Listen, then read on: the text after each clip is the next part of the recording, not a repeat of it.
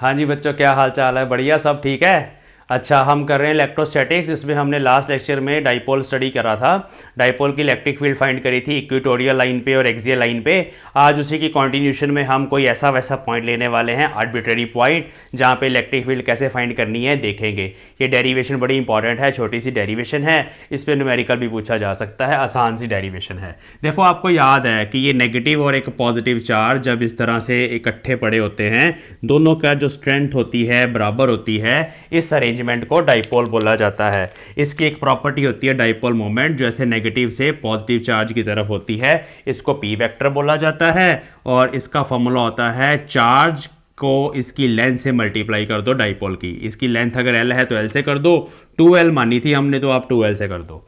तो ये हमारा डाइपोल है। अब हमने उस दिन जो दो पॉइंट्स लिए थे वो ऐसे वैसे पॉइंट नहीं थे, वो खास तरह के पॉइंट थे। खास इसलिए थे क्योंकि एक पॉइंट तो इस लाइन पे था जिसको बोलते हैं एक्सियल लाइन, तो उसका हमने एक्सप्रेशन करा था शॉर्ट डाइपोल के लिए। Electric field at axial line was 1/4πε0, यहाँ 2p vector by r cube आएगा। और इसकी डायरेक्शन जो होती है ना डाइपोल मोमेंट के अलॉन्ग ही होती है, तो ये इलेक्ट्रिक फील्ड इधर बनाई थी हमने, ई एक्सियल की डायरेक्शन वही आएगी जिस डायरेक्शन में हमारी डाइपोल मोमेंट है। दोनों सेम डायरेक्शन में आते हैं बच्चों। और ये जो दूसरी लाइन थी खास वाली, वो ये थी जिसको बोलते हैं इक्वेटोरियल लाइन। और इस इक्वेटोरियल लाइन पर भी हमने फाइंड करी थी इलेक्ट्रिक फील्ड। यहाँ पे अगर पॉइंट P है तो इस पॉइंट P पे इलेक्ट्रिक फील्ड इधर की तरफ बनेगी, ऑपोजिट। डाइपोल मोमेंट उधर है तो ये डाइपोल मोमेंट की ऑपोजिट होती है। और इसका नाम, इसका जो फॉर्मूला होता है इक्वेटोरियल वाला, सेम ही है, बिल्कुल वैसा ही है, याद कर लो अभी। तो इसमें p क्यूब आएगा, इसमें 2 का फैक्टर नहीं आएगा, नीचे r क्यूब। लेकिन यहाँ माइनस साइन भी लगाना जरूरी है क्योंकि वेक्टर फॉर्म में लिख रहे हैं। p की डायरेक्शन वो, e की डायरेक्शन ऑपोजिट। दो वेक्टर जब ऑपोजिट डायरेक्शन में होते हैं तो उनके रिप्रेजेंट करने में यहाँ नेगेटिव का साइन आ जाता है। तो e इक्वेटोरियल की ये डायरेक्शन है। बेसिकली ये रिजल्ट आज ना यूज़ करने हैं ऐसे वैसे पॉइंट के लिए, इसलिए लिखने ज़रूरी हैं, याद रखने भी ज़रूरी हैं। अब बच्चे यहाँ पे एक और चीज़ है, r लिखी जा रहे हो सर, r क्या है? r ये डिस्टेंस है भाई, भूलना नहीं है। r इसके मिड पॉइंट से पॉइंट P का डिस्टेंस है। अगर मैं इसको पॉइंट मानूंगा तो ऐसे मिड पॉइंट से वो डिस्टेंस है। तो जो भी लिखोगे ना अपने फॉर्मूले में फिजिक्स में, याद रखना हमेशा के लिए, वो चीज़ आपकी रिप्रेजेंट होनी चाहिए। वो ऐसा नहीं कि भाई कहीं पर कुछ भी लिखा हुआ है तो वो r आपका डायग्राम में नज़र आना चाहिए। अब आज का जो केस है भाई साहब, वो कुछ ऐसा है, नेगेटिव चार्ज पॉजिटिव चार्ज। पहले तो शॉर्ट डाइपोल है, छोटा सा बनाऊंगा मैं आपके सामने, -q q, लेंथ 2l, वो वैसे ही है। डाइपोल मोमेंट इधर है p वेक्टर, ठीक है।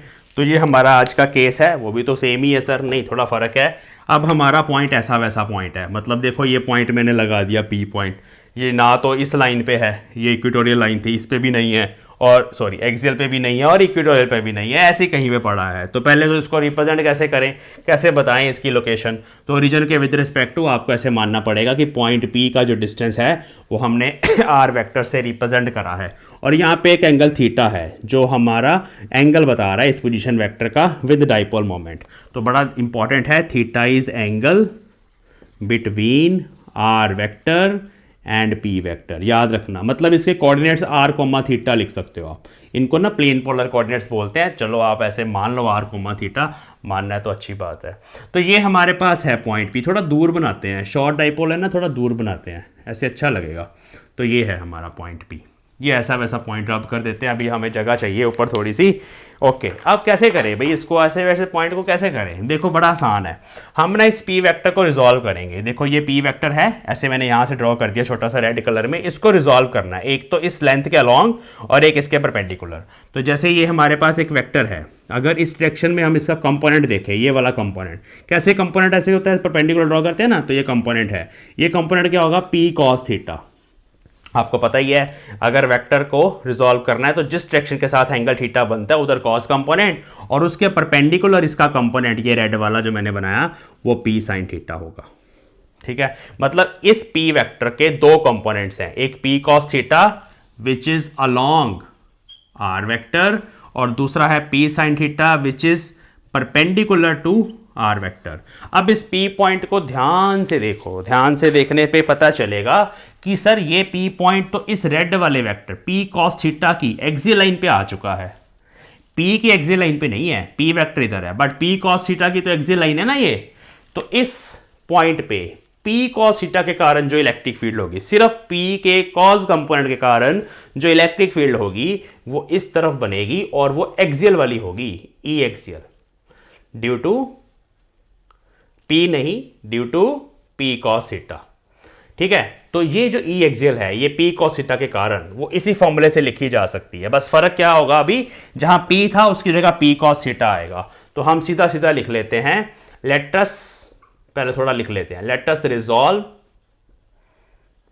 P vector into two components, number one P cos theta which is along r vector, number 2 p sin theta which is perpendicular to r vector.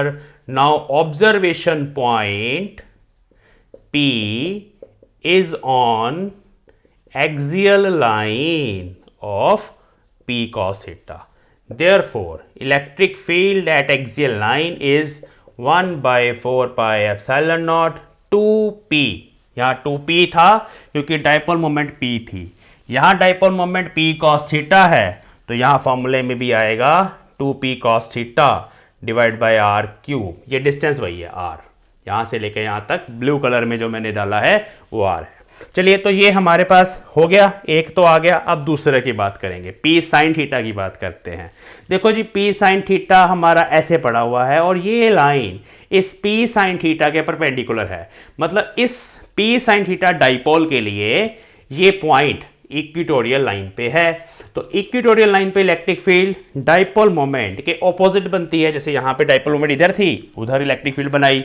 अब इस case में हमारी डाइपोल मोमेंट नीचे की तरफ है, इधर की तरफ है, तो इलेक्ट्रिक फील्ड ऐसे बनेगी, इसके ऑपोजिट बनेगी, ये होगी इक्वेटोरियल वाली, ई इक्वेटोरियल। किसके कारण? Due to p sine theta. तो ऐसे ही हम लिख देंगे।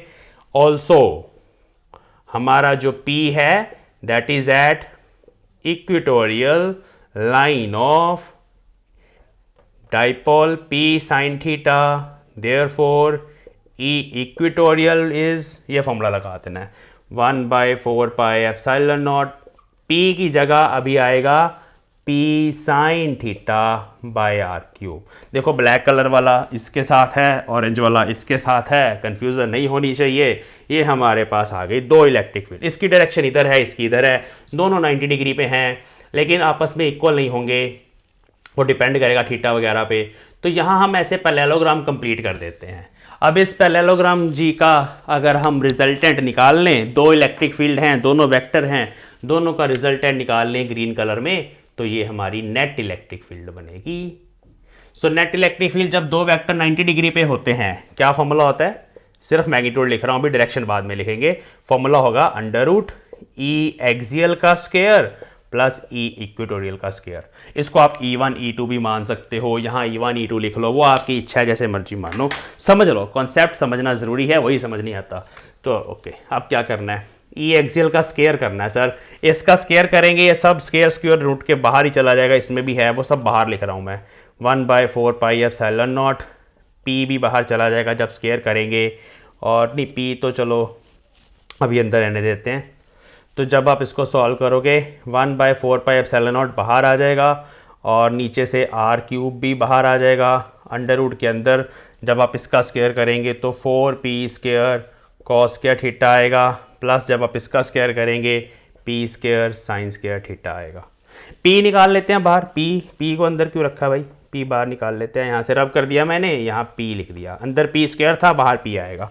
अब इसको सॉल्व करना है हमें, तो ये बनेगा p by 4 pi epsilon naught r cube. यहाँ ना इसको ऐसे लिख लो, 3 cos square theta plus cos square theta plus sine square theta. तो ऐसे एक स्टेप कर देंगे, हमने 4 में से एक cos स्क्वायर थीटा को बाहर लिख लिया, और ये आपस में मिल जाएंगे जब, तो ये भाई भाई दोनों मिलके 1 हो जाएगा। तो यहाँ 1 का फैक्टर आ जाएगा प्लस 1। तो ये हमारा आंसर है जी। तो this is the net electric field in magnitude. तो यहाँ तक अभी सिर्फ बच्चे मैग्नीट्यूड लिखा है, इसको नोट डाउन कर लो, वीडियो पॉज करके कर लो, डायरेक्शन की बात करेंगे अभी, इसको नोट कर लो। चलो अब डायरेक्शन देखो। देखो ये जो हमारा वेक्टर बनाया है ग्रीन कलर में, इसकी डायरेक्शन बतानी है सर। कैसे बताएं? आर के विद रिस्पेक्ट टू बता देते हैं। यहाँ एंगल अल्फा मान लेते हैं। तो अल्फा क्या है? Alpha is angle made by, यहाँ लिख रहा हूँ, डायरेक्शन ऑफ डायरेक्शन कैसे बताओगे एग्जाम में, डायरेक्शन ऑफ ई नेट, ठीक है। So let alpha is angle of E net with r vector. तो टेन अल्फा बता दो sir, tan alpha, tan alpha क्या होगा, परपेंडिकुलर बाय बेस। परपेंडिकुलर क्या है, ये है हमारा परपेंडिकुलर भाई साहब, जो ई इक्वेटोरियल है ये रहा। तो ये सारा कुछ ऊपर आ जाएगा, p sine theta upon 4 pi epsilon naught r cube by base, वो क्या होगा 2p कॉस थीटा जी, 2p cos theta upon 4 pi epsilon naught r cube. तो जस्ट मैंने उनके मैग्नीट्यूड्स, ये ई इक्वेटोरियल का मैग्नीट्यूड था हमारा, ये ऊपर वाला, ये देख लीजिए आप, यहाँ लिखा है मैंने, और ये उसका था ई एक्सियल का, वो मैंने नीचे लिखा। तो कटिंग हो जाएगी यहाँ, पी से पी कटेगा, क्लिक क्लिक, ये भी कट गया, ये भी कट गया। Sine theta by cos theta tan theta, तो हमारे पास टेन अल्फा आ गया 1/2 टेन थीटा। तो भाई साहब अगर आपको थीटा गिवन है क्वेश्चन में, मान लो 30 डिग्री गिवन है, टेन 30 कैलकुलेट करो, उसका हाफ कैलकुलेट करो, अल्फा निकाल आएगा टेन इनवर्स करके। तो ये फॉर्मूला आपको बता देगा कि इस एंगल, इसका एंगल कितना है, ई नेट का आर वेक्टर के साथ एंगल कितना है। So this is the electric field due to a short dipole at any ऐसा वैसा point, at any arbitrary point.